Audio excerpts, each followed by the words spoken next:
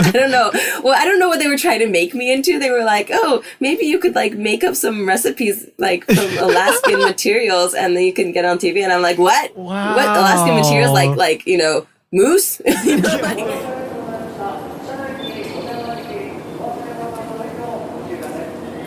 Hey, welcome to Japan Station. My name is Tony Vega. It's episode 2. Hopefully by now you've listened to episode 1. You've enjoyed it. You've told your friends about it. You've subscribed. And you've been eagerly anticipating the next episode. Regardless, whether you're a first-time listener or not, I really appreciate you being here, you listening, and I hope you enjoy this episode. So today I'm talking to Ann Lethin. She's a comedian in Japan. She's actually one of the co-hosts of a podcast I listen to. It's the Big in Japan podcast. It's a podcast all about, the behind the scenes of the Japanese comedy and entertainment industry and, life in Japan as well. It's hosted by 4 comedians in Japan, all of whom are English speakers. It's really interesting. And she talks all about how it is that she became a comedian in Japan, right? So she's originally from Anchorage, Alaska. Why did she leave Alaska to become a comedian in Japan? What are some of the challenges of being a comedian in Japan? How it is that you become a comedian? What are these things called comedy schools, right? How did she get into one? How much did they cost? Are they worth it? She also talks about the interesting differences between Japanese and American comedy and, moose recipes. Kind of. You'll see. Anyway, so Anne was super nice. I actually came to learn about her through her sister, who I went through graduate school with. So that was an interesting connection that we made.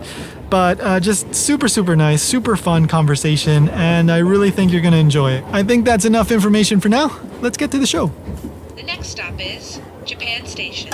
The doors on the right side will open.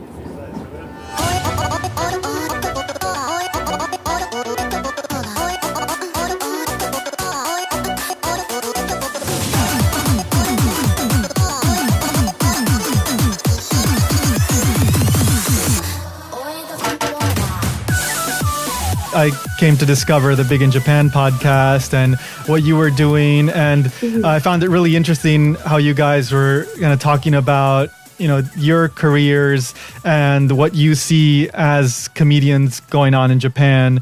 So I wanted to kind of learn, first of all, how did you get into that? How did you decide? At what point did you decide to get into that? And then hopefully we can kind of go from there and just kind of learn your how you got to where you are today.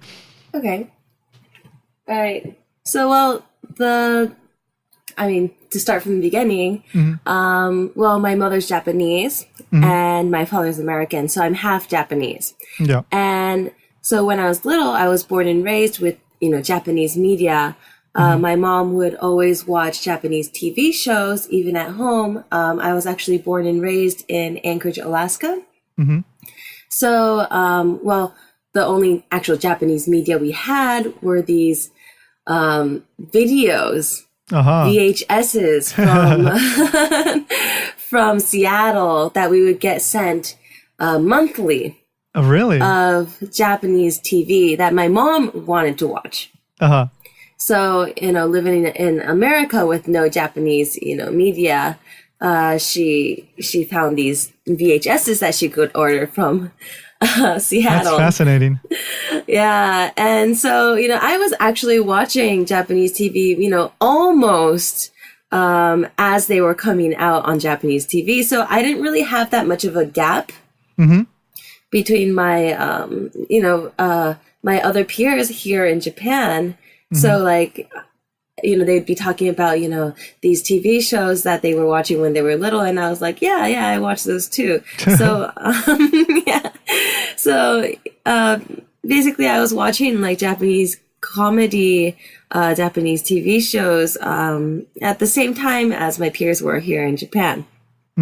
And I really liked, this group called Downtown. Yeah. There's, I think they're super popular even in the US, right? Because of their silent right, the New Year's special, Silent Library, the Gaki no Tsukai, all that stuff, yeah. Exactly. And I knew that they were from Yoshimoto, and they were actually the first generation of the Yoshimoto, what's called yōseijo.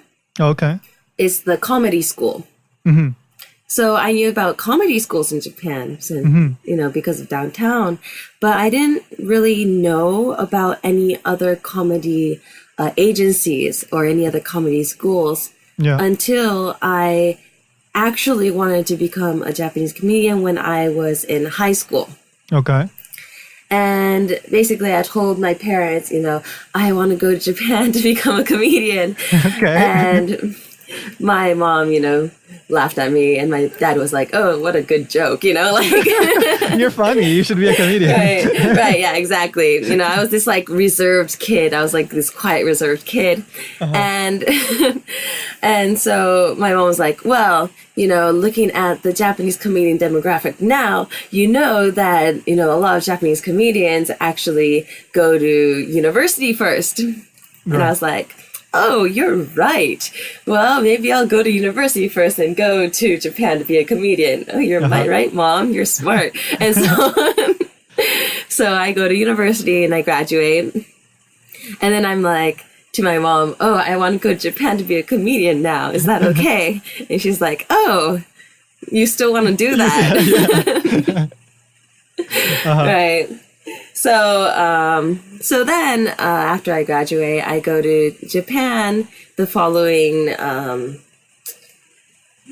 February in 2011. Yeah. And I go and I have no plan on what school I'm going to go into. I just don't know how I'm going to go into comedy. But, I figure if I go to Tokyo, I'll find out. Yeah.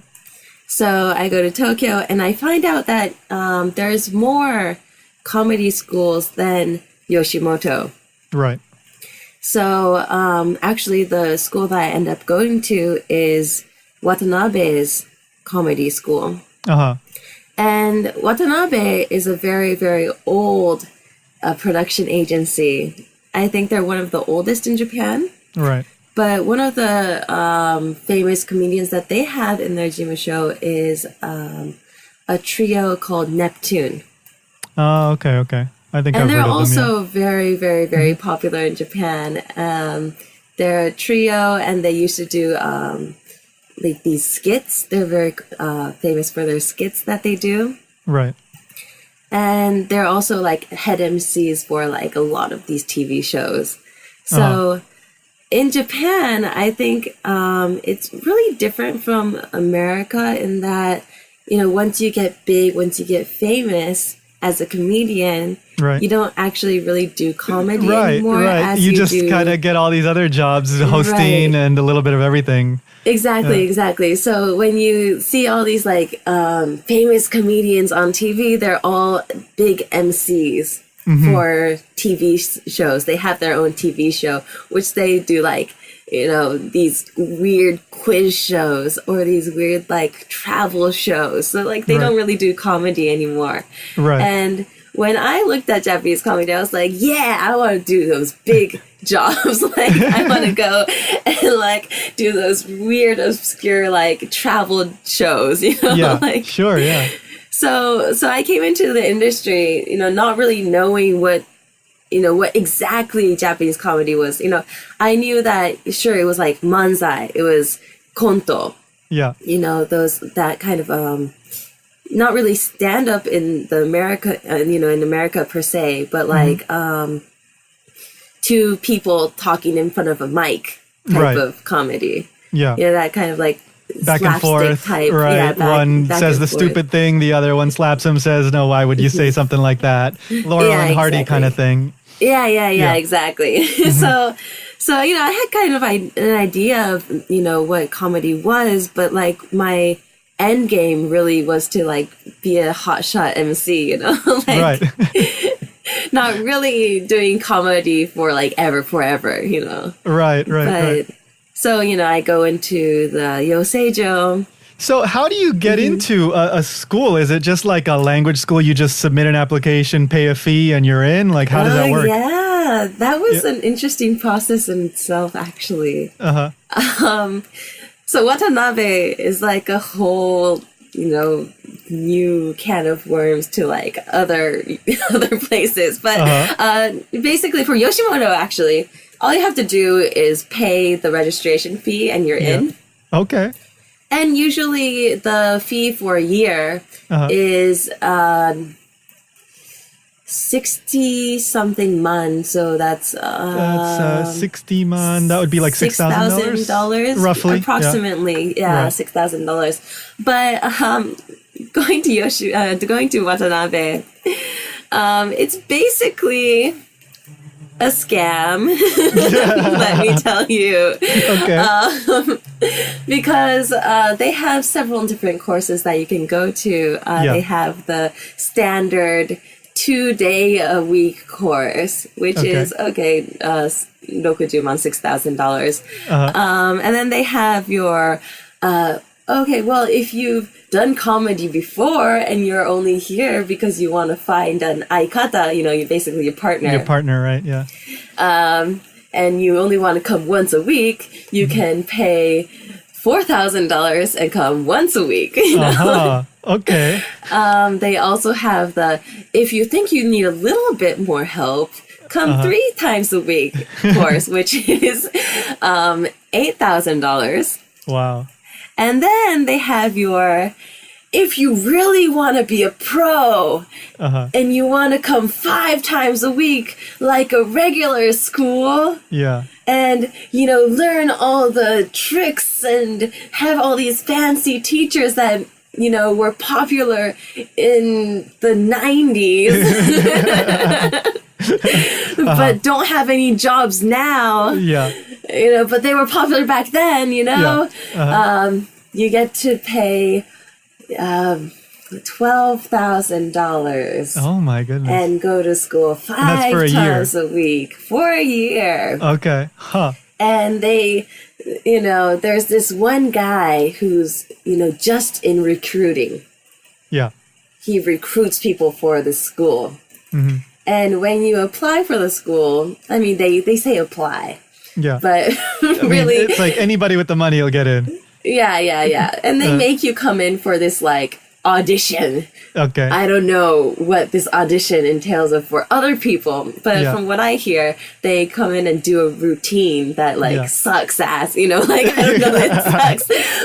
But they like really hype you up. They're like, wow, you really have potential. Since you have potential, I'm going to give you $300 off of the tuition. Sales, and they make you feel really special. Like what I had done to me, this guy, this recruiting guy, he's like, okay, I mean, if you don't have a routine, you can just come in for an interview. Okay. And I go in for the interview and I don't know where this school is. So I like call them from this like pay phone and I'm like, oh, I'm lost. Can you give me the directions to the place? And they're like, wow, you're lost already? You must have some crazy comedy sense, And I'm like, oh, really? Really? You think so? Oh, I haven't even gone to this interview and they're already talking you up. Yeah. And I'm like, oh, okay, well, I just need to find my way there. And so like, I go there and they like, usher me into this like little tiny room and there's this like hotshot like media guy, like I used to work in Yoshimoto guy, okay. He's like, I bet he was a recruiter for Yoshimoto too. Oh my gosh, he's like such a slick talker. And he like, he ushers you in the room. He's like, oh, it's okay if you're late. I think, that makes you a better comedian.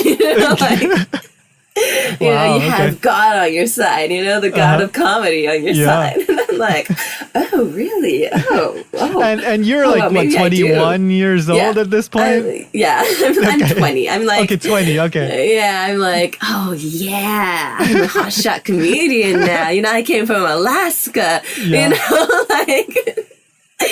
I have all this, comedy sense. Oh, nice. And he like talked to me like, oh yeah, but since you're from America, maybe you don't know what Japanese comedy is. So you have to be in this, 5 days a week course. Wow. Well, don't worry. It's $12,000, but we'll give you, since you have so much sense, $300 off. Oh, wow. Thank and you. I'm like, oh yeah, $300 off. All right. I scored myself a scholarship. Yeah. Yeah. Oh my God. But yeah. So long story short, I paid up front in full. And so I had to do the 5 days a week course when I could be doing the 1 day a week course. Right. So once you're in, then what is it like? Like, what are those courses like? And yeah, what is it like? It is a big scam. Okay, well, no. Okay, I don't know. I don't know if it's a big scam. I don't use any of the information they gave me then. It depends on the person to a certain extent, but coming from an American perspective, where like the closest you get to anything like that, I imagine, is something like an improv class, perhaps. But even then, like, I don't think it's like that usually. No. And, So, I totally get where, obviously that's a business, right? They're trying to make money, and of course that's how they pay their employees and all that. But so once you're in the class though, like, what do they have, like textbooks and classes and teachers, and what do you do? Well, they say they have a textbook. They're like, yes, we're teaching from a textbook now, but you have to take down all the notes, and we're not giving you any materials. And it's like, weird. But like, they have these teachers who teach, and I think it's the same for all of the comedy schools in Japan. Yeah. But they're all these like washed up guys who are... Well, they never made it to that MC level, I guess, so Yeah, so they worked with the people, they in their youth on TV, on like Japanese TV in the 90s. Right. And like, even though I was watching Japanese TV then, I never saw these people. They must have been in the comedy shows or like the TV shows that I never watched. Right. So like, I go to the class, and like all my classmates, they're like, whoa, it's that guy. And like, I'm the only one in class being like, who's this dude, like, standing in the front of the class, just like, I don't know, like staring us down, I don't know who he is, but everyone else is like, whoa, it's that one guy from that one thing, Right. And basically what they do is they sit in the front of the class, and they're like, okay, I'm going to lecture you from this manual. Okay. And I'm like, a manual for comedy? Okay. All right, interesting. But basically they're like, okay, so comedy is, saying something serious and then saying something not serious. Oh, wow. Like, oh my goodness, that's the revolution. Oh, really? Oh, let me jot this down in my notebook, And they're like, yes, it's all about the setup and the punchline. And I'm like, oh, that's novel. Okay, let me write this down. Oh, right. Okay. It's like, laughter comes in threes, and I'm like, oh, that's blowing my mind. Oh, wow. Yeah, but it's basically things that you can get when you're like a comedy mania anyway. You're like, okay, this is how you make a joke. All right, like, okay. So do they like make you pick, like, I want to do skits, konto, or like I want to do manzai, and then is there some kind of specialization at any point, or do they just kind of throw it all at you? Well, basically, at first they're like, okay, since you don't have a partner, you have to do something like, ping gaming is, the single by gaming. himself, right? Yeah, by yourself. Yeah. And so, they have netamise time. where you have to do your little routine in front of all the classmates and the teacher. Okay. And the teacher's like, oh, well, I understand what you're trying to do, but, you know, like, it's awful, you know? Yeah. And then, like, you know, if the teacher is super bad at what he's doing, he does the whole, okay, so classmate, what do you think of your classmate up there? Boy.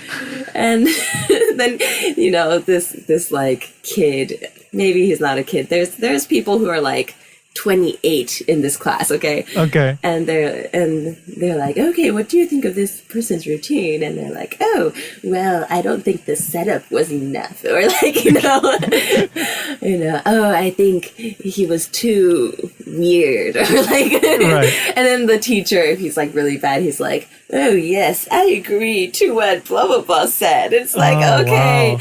You're agreeing with this like total moron who's just like the same level as me. Thank you, you know.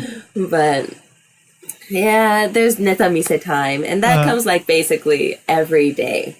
So like and no, they don't tell you, oh, you're a manzai person, oh, you're a kondo person. No, we have to figure that out on our own. Okay. And so, like, you know, they have these weird matching parties sometimes at these schools. Interesting. And, like, they host this, like, little gathering with, like, some juice boxes or something. I don't know. But, like... and Cheez-Its or something. Yeah. And so, like, we're ushered into this room, and there's, like, these other losers who don't have any partners, you know? Right. They came into the school with no partners, like me. And, well, I actually never went to those parties because, like, I grouped up with this girl who was also in my class. Right. And, you know, there were only, like, maybe 4 girls in our class. So there wasn't really a selection, per se. So I just, like, teamed up with this, like, 28-year-old ex-singer-songwriter woman from... the south of Japan. Okay. And, I mean, she seemed interesting enough. She was like, yeah, I'm the comedian type, you know, like, that's the type of girl she was. I was you know, I was like this, like, you know, oh, I'm a half girl, tee-hee-hee, I don't know what I'm doing type. But she's like, yeah, I want to do all those reaction things like degawa. Right, like, just crazy like, faces and as you're watching videos or whatever. Exactly. And, you know, all the people in class were like, yeah, she's the comedian type. Yeah, we can, like, you know, touch her boob if we want, you know, because that's the type of people, awful people who are in comedy. But, yeah, I mean, because for me, I was like, you know, the American. And they're like, oh, we can't really make fun of her because she's American. I'm like, oh, what? People make fun of Americans all the time. Okay. Yeah. But it was really weird, like, that dynamic in Japan about how, like, I don't know, they're, like, so weird towards, like, foreign people. I don't know. Well, but, I think there's... I mean, especially in that kind of situation, I think they would be especially confused about how to approach you or how to even joke around with you because most people just don't have that exposure in general. And then you're in like a comedy context where much of comedy is breaking norms. I mean, even in Japan to a certain extent, right? It's doing things out of the ordinary. So it's like, but will she be okay? Is she a sensitive American that's going to like explode on me or something like that? Yeah. That's true. Yeah. And I feel like, you know, in those Japanese comedy schools, even though it is about breaking the norm, a lot of them are very normal people. You know, they're very normal people. I think back and look at my doki, you know, the people in the same year. And a lot of them end up just going back to their normal lives. Okay. They don't go, you know, on to pursuing comedy. And, I mean, Watanabe is really, really strange that way that they like, after, well, in Yoshimoto, like, the system is really different. In Yoshimoto, like, once you graduate, you're actually part of the agency. Okay. Like 100% of the graduates are. But in Watanabe, it's really strange that only maybe 20% Wow. actually are able to enter the agency as a comedian. Mm-hmm. And even then, in my experience, maybe 90% Yeah. actually get fired Wow. from the agency Wow. within 6 months. Huh. So yeah. Yeah. Okay. Very interesting. Okay. So is there some kind of graduation ceremony, and then they go like, "Do you want to try to work with us? Is there an audition, and then they might hire you? How does that work?" Yes, there's a graduation live. So in Japan they call these live shows lives. Right. So basically, it's a comedy show. Yeah. And so there's the graduation live where you call all your family and all your friends, Okay. and then they like vote on which one was the best, which act was the best. So And they call in, they write on a piece of paper, like how did they do that? they get passed out these like surveys. Okay. And so like when everyone's performing, of course they circle their own Of course, yeah. relative or whatever. Yeah. And then you get to circle like 2 others or something. Okay. And so in the end they tally it up, and there's this like whole big thing when the MC is like, okay, we got all the votes in, who's the best, like Okay. And to that graduation show, actually the managers from Watanabe and other production agencies come Yeah. to watch. Okay. Well, they told us that people from other agencies come to watch, but we don't really know. I don't know. It might have been someone's relative. I have no idea. But these like Watanabe managers come and watch, and then there's this like that's the first round of auditions to get into Watanabe. Right. And so they watch you, and if they like your act, they call you back for the second audition. Okay. So, the graduation live ends, they pick the top 3 people. They pick their top 3, but like nothing really happens. Yeah. It's just like, oh, congratulations, this Right. audience liked you, And then maybe like the dumb managers, they're like, oh, I have no idea what comedy is, but I guess these 3 people, got voted up. So may I ask how it went for you? Oh, well, we got in, actually. Okay, great. My great, group okay. got in. But my singer-songwriter partner, Yeah. within the first 2 months, she was like, Anne, I have something to tell you. Uh-huh. I think you'd be better off on your own, and I'm going to go back doing musical stuff, Okay. And I was like, oh, you're doing this for me? Like, what is that? Is that what you're saying? I'm doing you a favor. Yeah. But actually, she did do me a favor. That was Yeah. a big favor on her part. I was like, afterwards, I was like, even though I was like a little bitter that she like kind of just left me. Yeah. Right now, I'm very thankful that she left me, actually. Yeah. And one of my doki, the people that I'm actually partnered with right now, and we're a trio, actually. Yeah. So was this other girl group, girl duo, who were doing manzai, and also got into Watanabe with me. Okay. And usually the system in Watanabe is that if your group breaks up, then you're not in the production company anymore. Mm-hmm. But in my case, it was like a really weird case that like the managers were like, okay, I guess you've split up, but we'll keep you since, you got Alaska, Right, okay. You might be useful on TV. I mean, Hafu and all those, like foreign talents are very popular, so sure. Exactly. Yeah. And, you're Alaska, so maybe you could be like this weird food, like I don't know. Well, I don't know what they were trying to make me into. They were like, oh, maybe you could like make up some recipes like from Alaskan materials, and then you can get on TV. And I'm like, what? Wow. What Alaskan materials? Like moose, they're just which like- I can absolutely get in Japan. Oh my Like, God! Wow. yeah, so these managers are absolutely crazy, but but they kept me. Yeah. And then my now aikatas, they were a duo, and the managers, I don't know why they like let them in the company. I mean, to begin with, because like the managers absolutely hated them. Okay.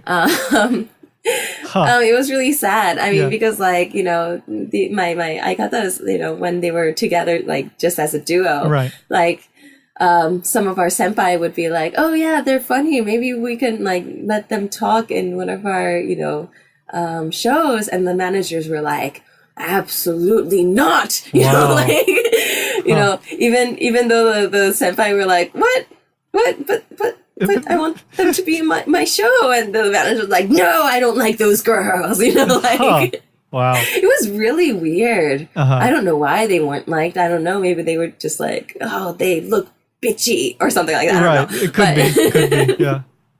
Could be. I don't know. They just like didn't like their face or something. I don't know. Yeah. I don't know. But, you know, I can't write my own material, you know, because I don't know.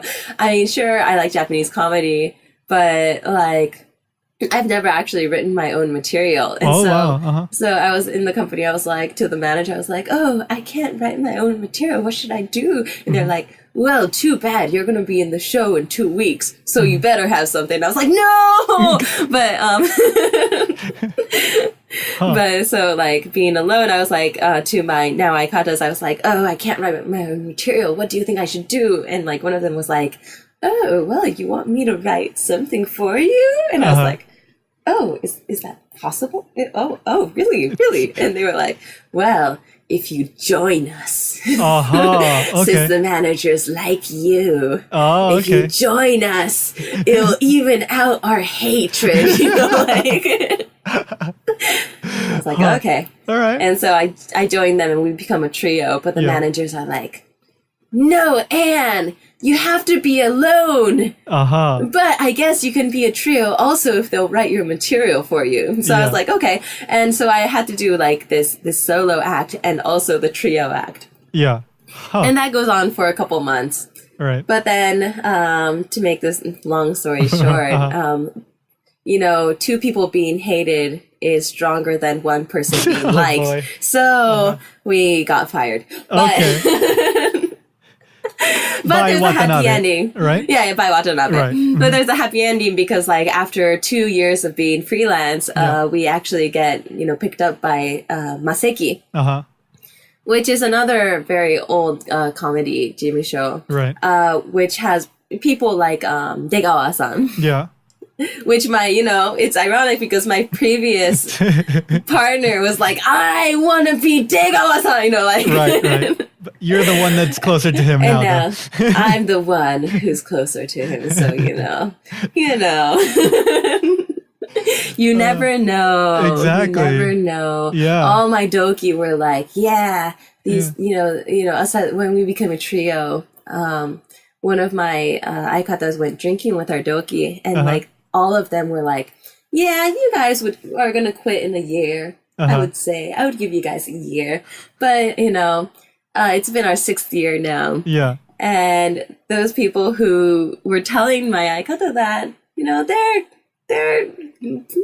more or less gone. Right. From the face of like Earth. I don't know where they are. Yeah. So, you know, you never know. Yeah, exactly. Which people like stick it out. And which don't. I'm curious. So the name of your trio is Purankushon, right? Yes. Okay. What is that? What does that come from?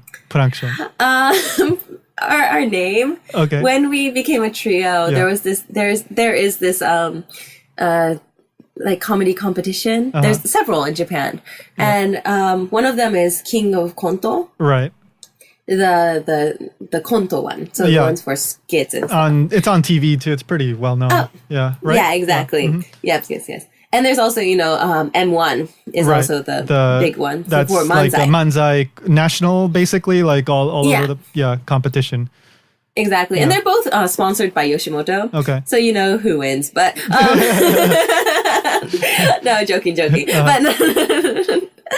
But yeah, so there was the first rounds for King of Konto was going on when we first became a trio. Yeah. And so in order to enter, you have to have a group name. Yeah. And so we were like thinking, because we had to like, come up with this group name in like one night, because we had to like enter the competition by like the next day or something. And so we were like, okay, what's a good name? I guess, groups with the Japanese letter in it, make it big, Okay, like okay. There's a bunch of like these like little superstitions, Sure.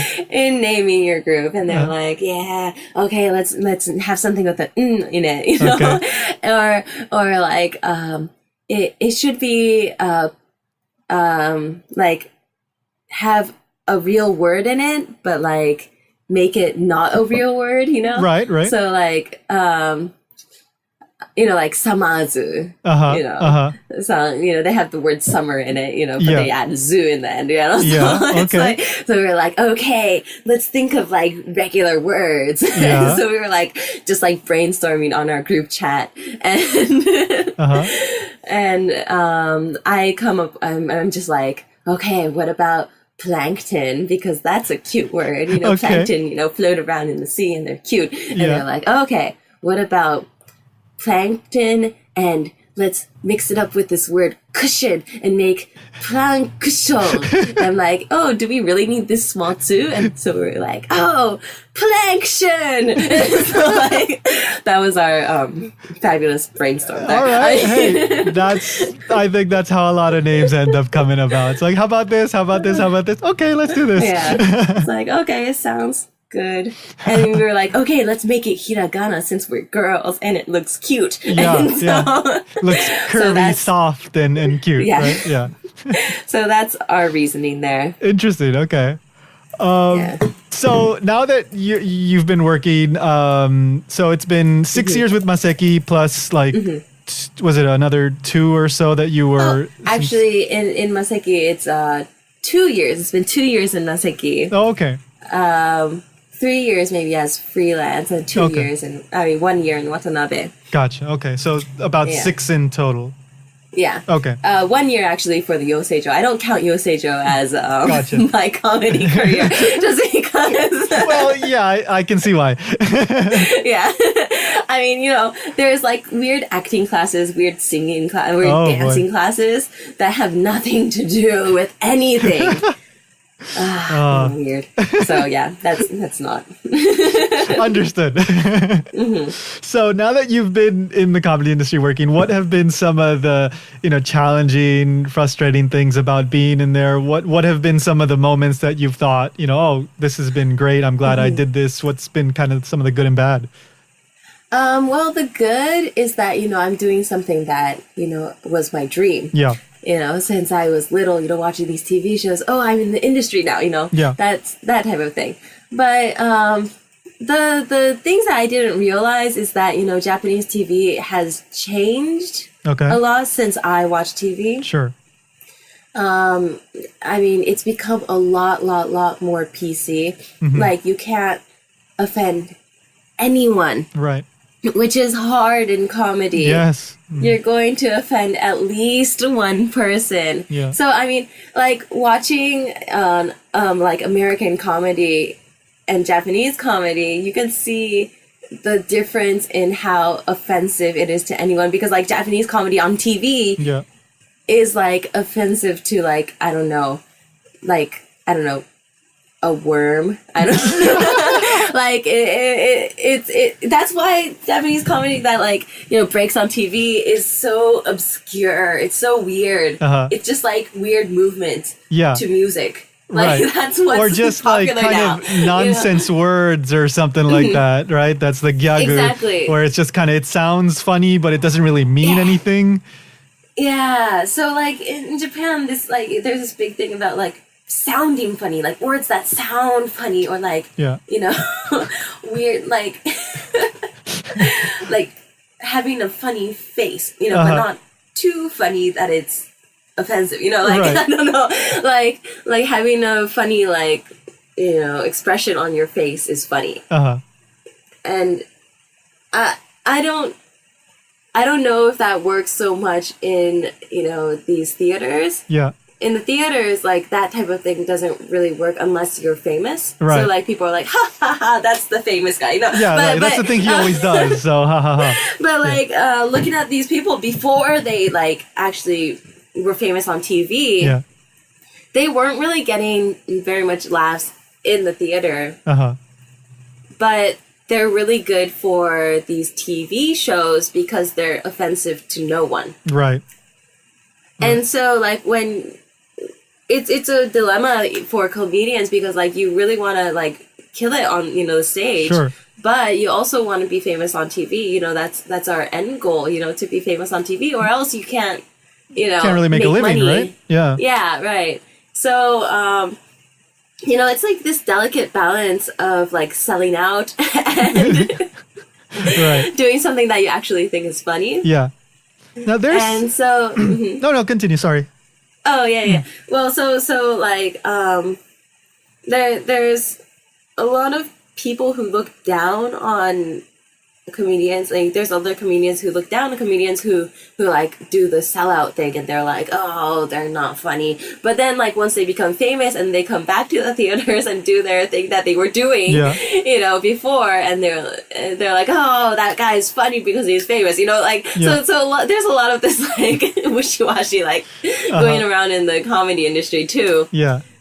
So, I mean, you have to appeal to TV if you want to make money. Yeah.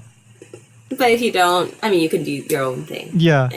I think it's I've noticed that too, you know, like manzai is kind of the perfect example of that because you have the butt of the joke on stage, right? You don't have it anywhere else. So one guy is making fun of the other guy. It's perfectly encapsulated. Nobody gets offended.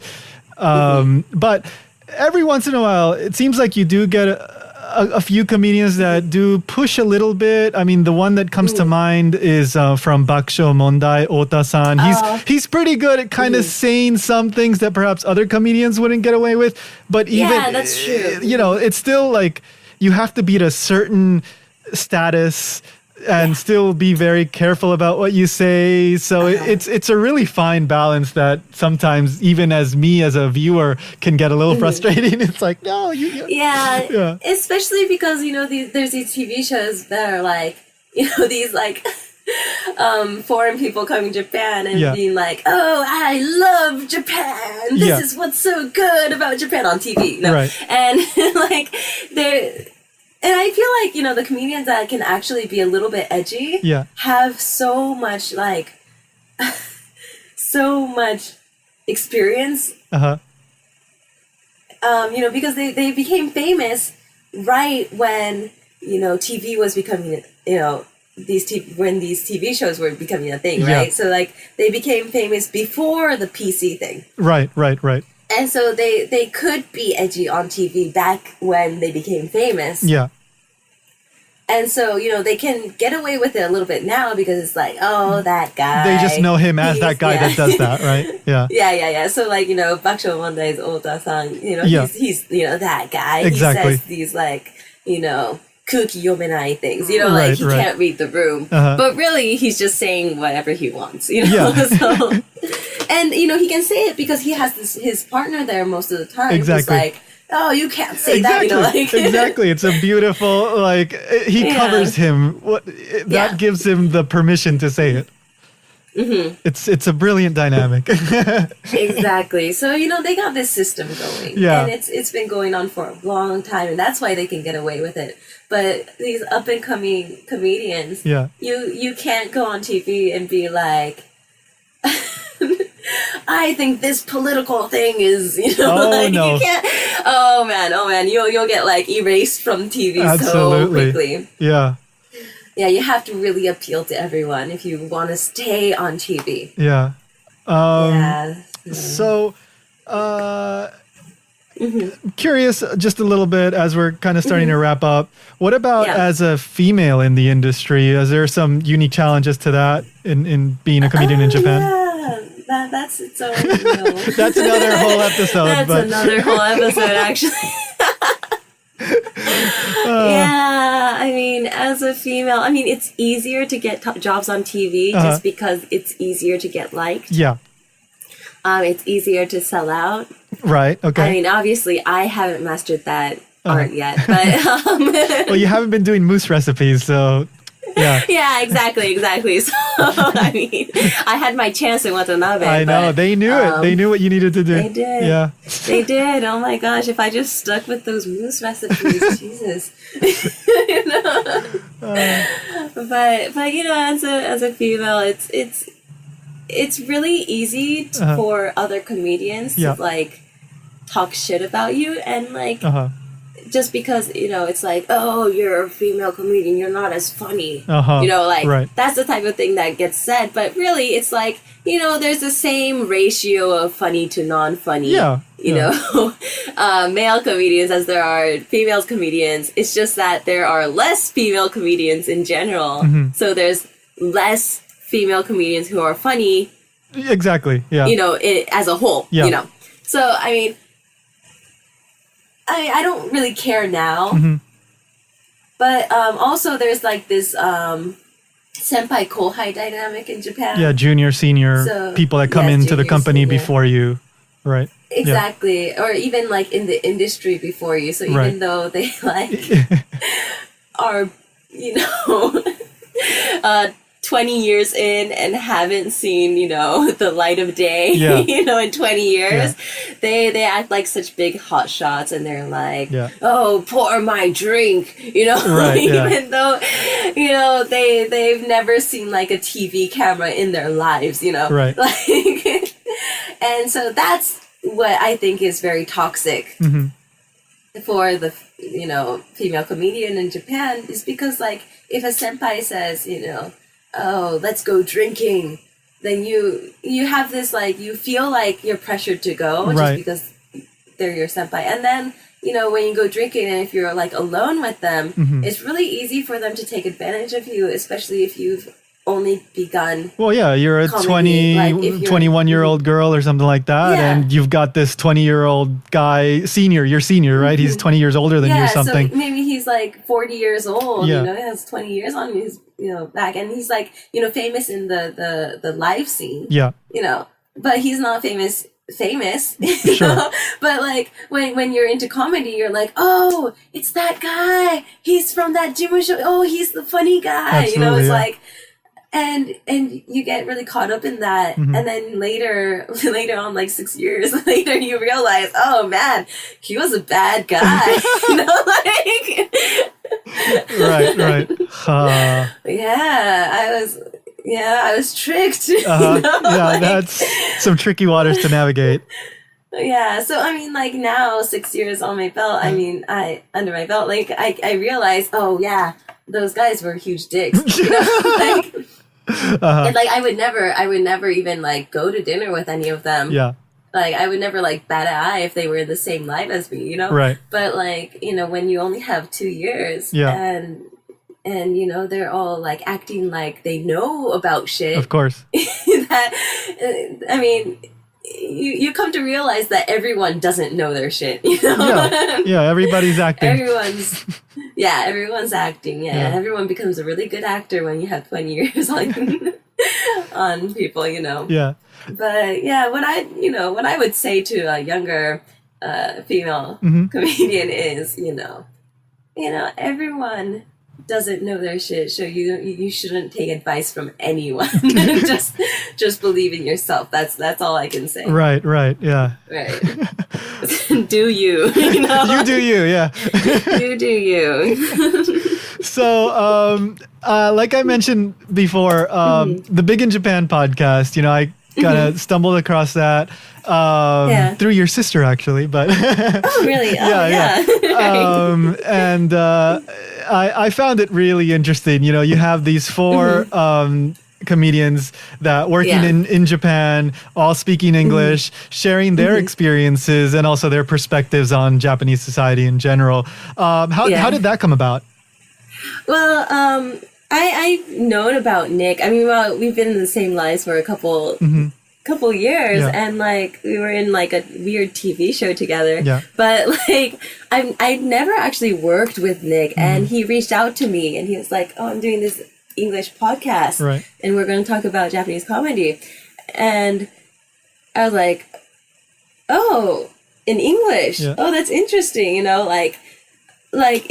Saying stuff in English means that you can say anything about the Japanese industry because no one speaks English in the Japanese entertainment industry at all. And they don't let you say those things anyway. They don't let you express yourself anyway, right? Yeah, so I was like, yeah, I'm on. I can talk about all these things that happen that I can never say on Japanese TV.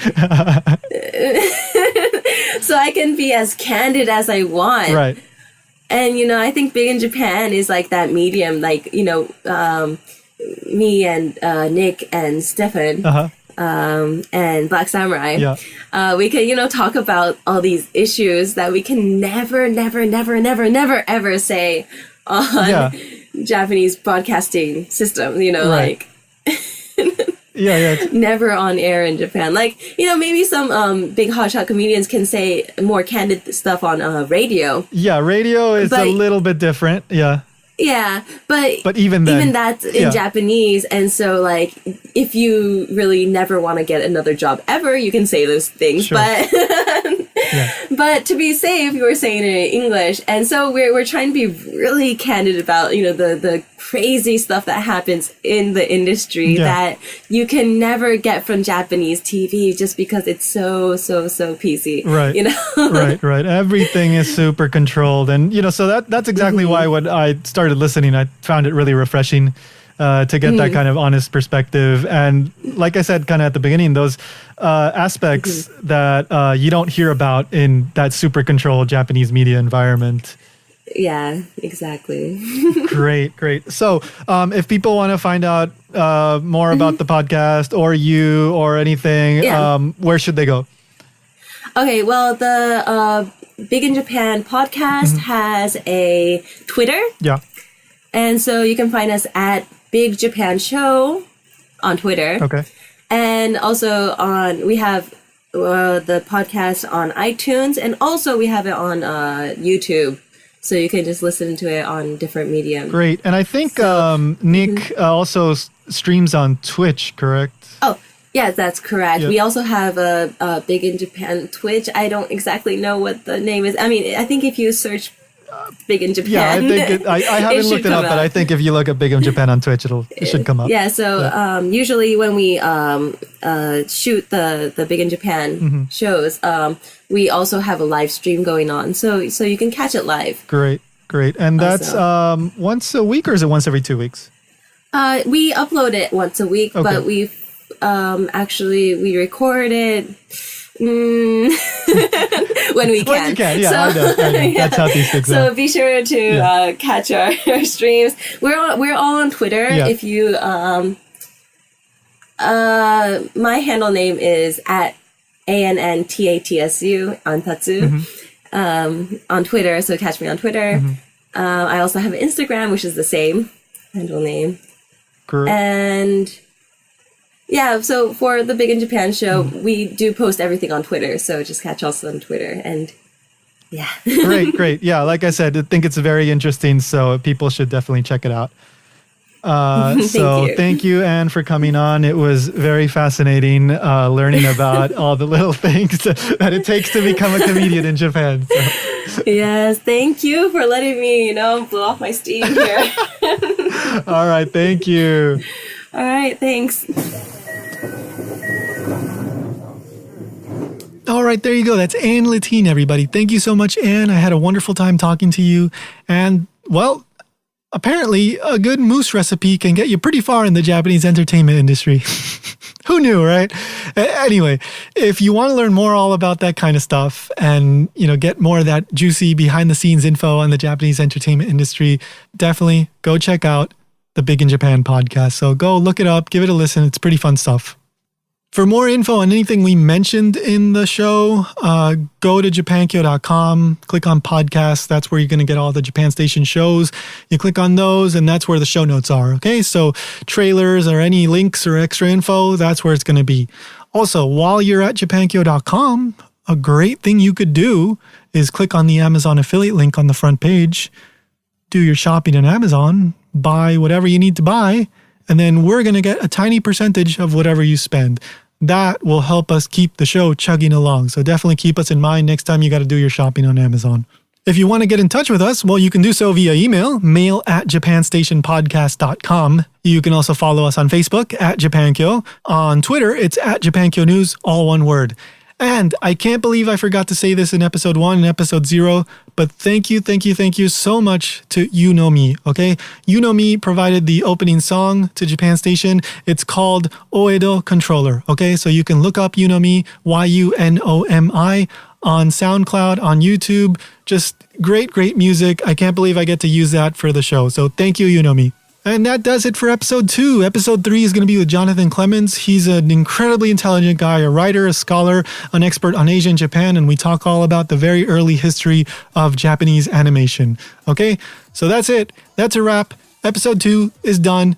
Come back next time, and remember, go find your miniature pony. Just do it!